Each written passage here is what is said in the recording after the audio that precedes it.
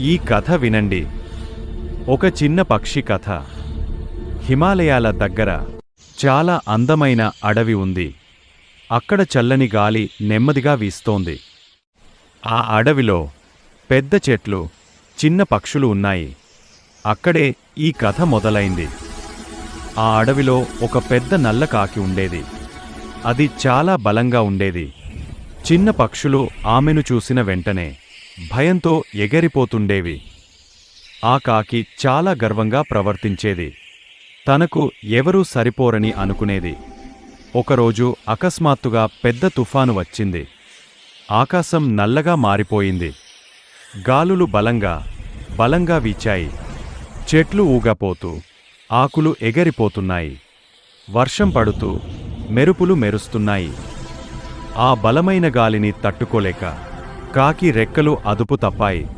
ఆమె కింద పడిపోయి గాయపడింది. చాలా పక్షులు దూరం నుంచే చూశాయి. కాని ఎవరూ సహాయం చేయలేదు. అప్పుడు ఒక చిన్న పిచ్చుక ముందుకు వచ్చింది. దానికి భయం లేదు. పిచ్చుక కాకిని దగ్గరగా చూసింది. ఆమె కళ్లలో బాధ కనిపించింది. పిచ్చుక ప్రతిరోజూ గింజలు తెచ్చింది. నీరు కూడా తీసుకొచ్చింది. కొన్ని రోజులు గడిచాక కాకి నెమ్మదిగా బాగైంది. ఆ కాకి తన తప్పు అర్థం చేసుకుంది. ఇక చెడ్డగా ఉండకూడదని అనుకుంది. మంచితనముంటే ఎవరైనా మారిపోతారు. మీరు కూడా ఎప్పుడూ మంచిగా ఉండండి. అందరికీ సహాయం చేయండి.